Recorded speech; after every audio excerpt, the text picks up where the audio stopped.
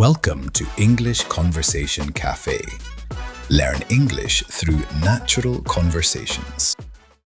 Yes, hello. I'd like to make, what is the word?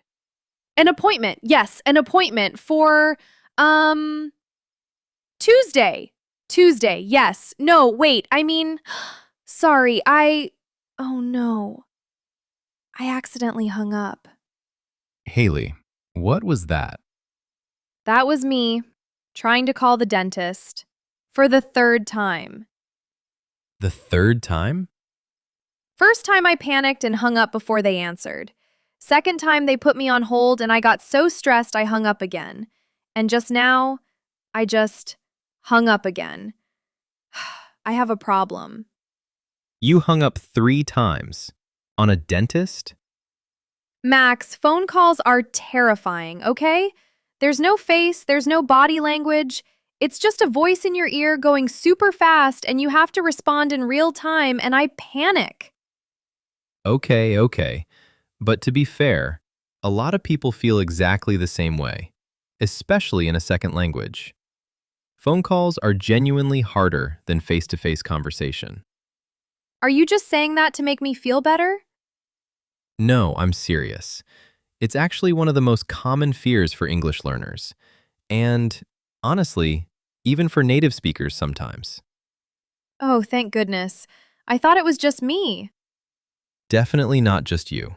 And today, we're going to fix it. We're fixing my dentist problem today? Slowly, step by step. Welcome back to English Conversation Café, the podcast where we help you speak English more naturally, more confidently, and without the stress. I'm Haley, your chaotic, enthusiastic, very bad at phone calls co-host. And I'm Max. And today we are talking about something so many of you have probably felt. That specific anxiety of making or receiving a phone call in English. Whether it's calling a doctor, booking a restaurant, talking to customer service, phone calls are just a different level. You can't see the person, you can't read their face, and everything happens so fast. But the good news is, there are specific phrases, specific strategies that make it so much easier. And today we're going to go through them together in a way that actually feels natural. With bonus embarrassing moments from me, for free. Always.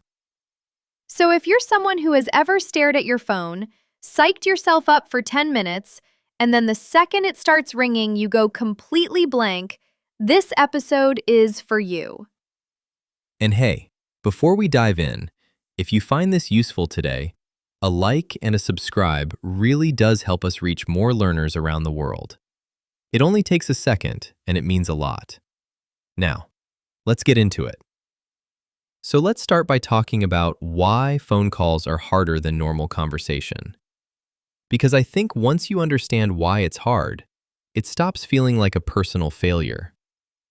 Oh, I love this. Validate me, Max.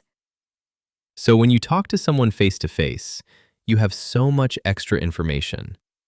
You can see their face, their expressions, their body language. If you don't understand something, you can say, and they'll automatically rephrase. On the phone, nothing. Just a voice.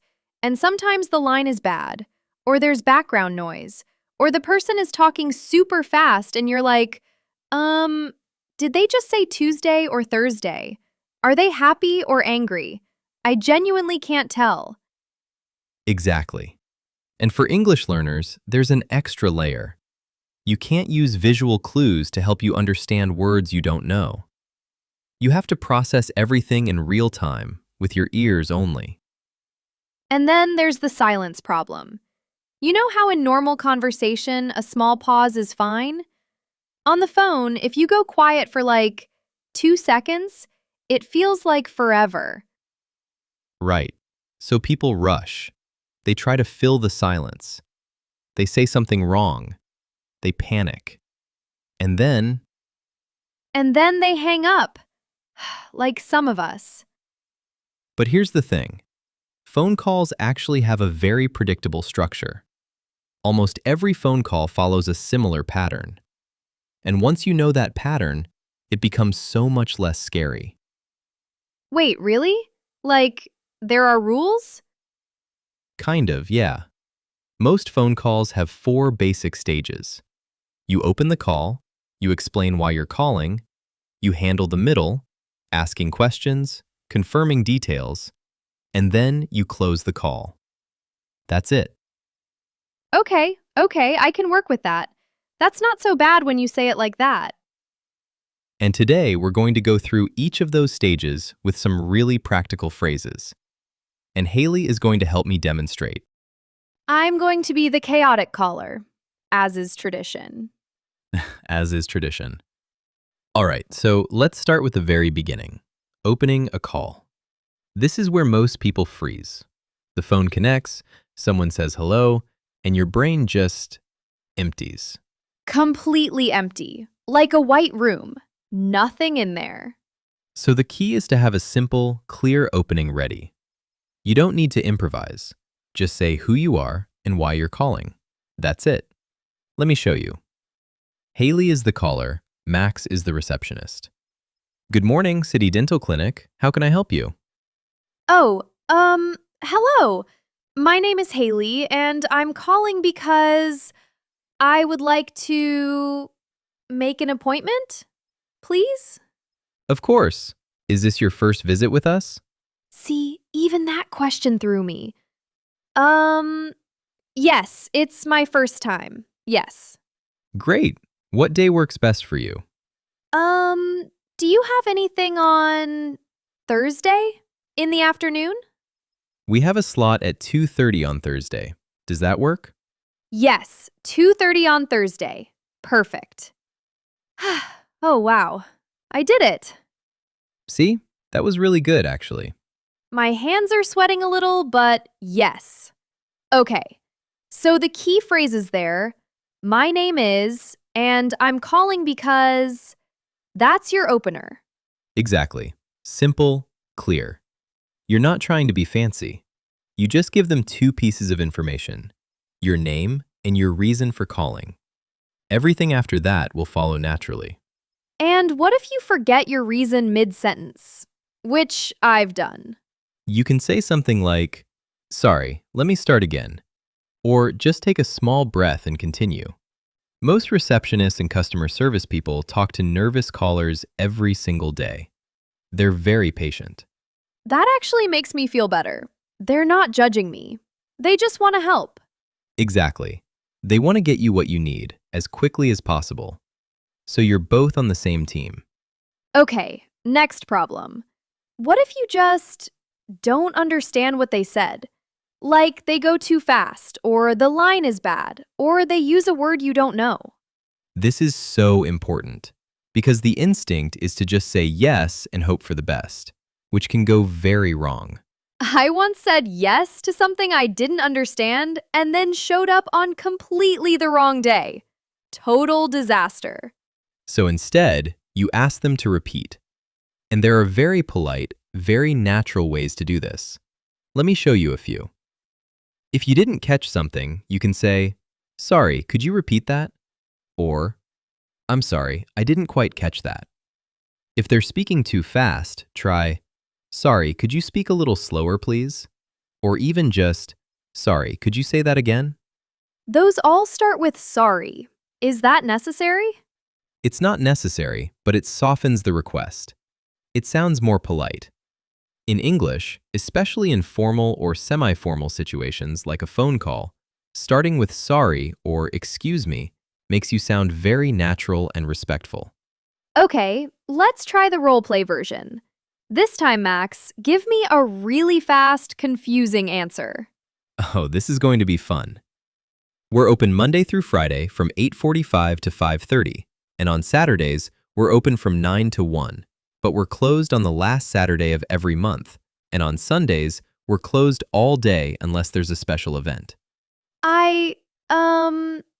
I'm sorry, could you speak a little slower, please? Of course, Monday to Friday, we're open from 8:45 in the morning to 5:30 in the evening. Thank you. And sorry, could you repeat the Saturday hours? Sure, on Saturdays, we open at 9 and close at 1. Perfect. Thank you so much. Okay, that was so much better than just nodding along and then showing up at the wrong time. And notice, you asked twice. That's completely fine. No one is going to be annoyed that you asked for clarification. It shows you're paying attention and you want to get it right. I always felt like asking someone to repeat was rude, but it's actually the opposite? Exactly. Asking politely shows respect. It's the people who say yes, yes, yes without understanding that create confusion for everyone. Right. Okay, lesson learned. Ask. Always ask. Hey, so we want to hear from you. What kind of phone call makes you the most nervous? Is it calling a doctor? Calling a company for customer service? Or maybe just calling a stranger for any reason? Let us know in the comments below. And if you have a phone call story, a funny moment, an awkward silence, we'd love to hear it. Those are always the best ones. I have shared 3 of mine already today, so the bar is very low. You're in safe hands. Okay, let's keep going. All right, this one trips people up a lot. Voicemail. You call someone, they don't answer, and suddenly you have to speak into the void with no feedback, no response, just you and your own voice. I have a confession.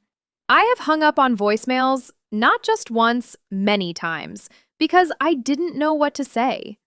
Okay, so voicemails are actually very simple once you know the structure. You just need 4 things. 4 things. Go. 1. Your name. 2. Your phone number. 3. Why you're calling. 4. When you're available for a callback. That's it. You don't need to explain everything in the voicemail, just the basics. Okay, let me try. Haley leaves a voicemail for a doctor's office.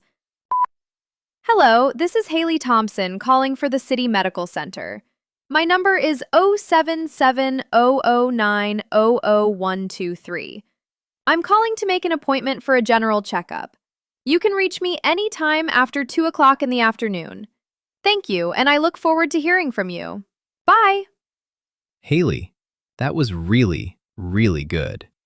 I know! I gave my name, my number, my reason, my availability, and then I said, I look forward to hearing from you, which sounds so professional. That phrase, I look forward to hearing from you, is such a great way to end a voicemail or a formal call. It's polite, it's warm, and it signals that you want a response. And you can reach me anytime after. That's a great phrase for giving your availability. Exactly. Some other options for the ending. Please call me back when you get a chance. Or, I'll try calling again later. Both are very natural. The most important thing is, don't panic when you hear the beep. Slow down. Go through your 4 points. Name, number, reason, availability. Done. And if you do panic and mess up, it's okay. Hang up, take a breath, and call back. Leaving a second voicemail is totally fine. Unlike hanging up on a live call 3 times, that's where things get complicated. Yes, a little different. Okay, last role play, ending a call. Because this is another moment people get stuck. The business is done. You have what you need. But how do you actually end the conversation without being rude or awkward? I either go way too abrupt, like just, okay, bye, and hang up, or I over-explain. Okay, well, thank you so much, and I really appreciate your help, and I hope you have a great day and also your weekend, and… Yes, so the key is a short, warm close.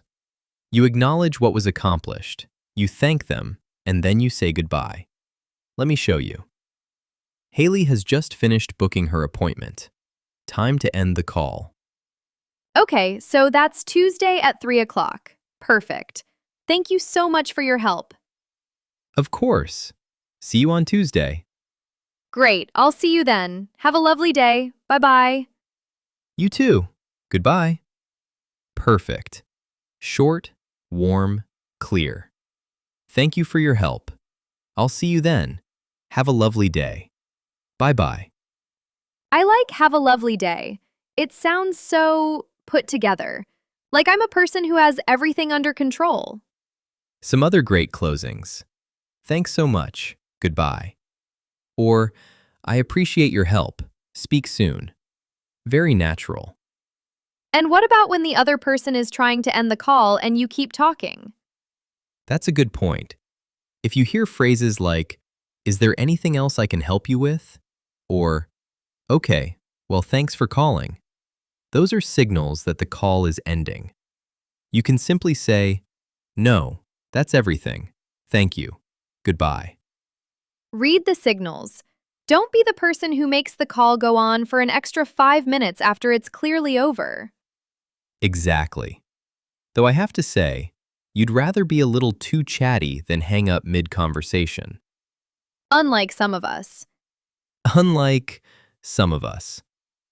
Okay, let's do a quick run-through of the most important phrases. The ones that will carry you through almost any phone call. Yes, give me the essentials, the survival kit. All right, for opening. Hello, my name is, and I'm calling about, easy start. For asking someone to repeat. Sorry, could you say that again? Or, could you speak a little slower, please? For checking understanding. So, just to confirm, and then you repeat back what they said. This is so useful. Oh, repeating it back. That's genius. So just to confirm, my appointment is at 3 o'clock on Tuesday at the city clinic? Exactly. It confirms the information, shows you are listening, and gives them a chance to correct any mistakes. Use this one as much as you can. What about when you need a moment to think? Like when they ask something and you need 5 seconds to process. Great question. You can say, "Just a moment, please," or "Let me just check that," or even a simple, let me see." Filler sounds completely natural on a phone call. You don't need to fill every second with perfect English. Let me just check that. I love that one. It sounds so calm and professional. Meanwhile, inside, you're screaming. And for ending, thank you for your help. Have a great day. I look forward to hearing from you. Goodbye. Keep it simple. Keep it warm. So, those are your tools: opening, asking to repeat, checking understanding, buying time, and closing. If you have those 5, you can get through basically any phone call in English. And honestly, the more you do it, the less scary it gets. The first call is always the hardest. The first 3 calls are the hardest, if you're me. Sure, but call number 4, you'll have it. Okay, I want to share one more thing before we wrap up, because I think it's just as important as the phrases. What's that? The person on the other end of the phone is not listening for your accent or your grammar. They're listening for information. They want to know who you are, what you need, and how they can help you. That's it. So, they don't care if I say 14 times. They really, really don't. In fact, think about how many calls a receptionist takes in a day. Hundreds, sometimes. They are very used to all kinds of accents, all kinds of speeds, all kinds of English. They're professionals at understanding people. That's actually so reassuring. I always imagined the person on the other end was secretly judging every word I said. They are not. They want the call to go smoothly just as much as you do. So if you go a little slow, if you ask to repeat something, if you stumble over a word, they will work with you. Every single time. So basically, my enemy isn't the person on the phone. My enemy is my own brain telling me I'm going to mess up. Exactly. And the only way to quiet that part of your brain is to make the call. Even if it's messy. Even if you have to ask 3 times. You'll get through it. and the next one will be a little easier. Okay, I'm calling the dentist after this episode. For real this time. I believe in you. Even if I hang up again? Call back. You know what to do now. All right, that's it for today's episode of English Conversation Café. We covered why phone calls feel harder than normal conversation, how to open a call confidently, how to ask someone to repeat themselves politely, how to leave a voicemail, how to end a call naturally, and the survival phrases that will carry you through almost any call in English. And the big mindset takeaway. The person on the other end just wants to help you. They are not judging your English. Just take a breath, use your phrases, and go for it. If this episode helped you, please hit the like button and subscribe to English Conversation Café. It really does help us reach more learners around the world, and it means so much to us. Every subscriber helps us keep making free content like this. So if you've been enjoying the podcast, now is a great time to hit that button. We'd love to have you as part of the cafe. And we'll see you in the next episode. Until then, keep listening, keep practicing, and keep speaking. You've got this. Goodbye, everyone. Woo, bye. Now, if you'll excuse me, I have a dentist to call. Thank you for listening. We hope today's conversation helped you understand real English better. Subscribe and join us for the next episode.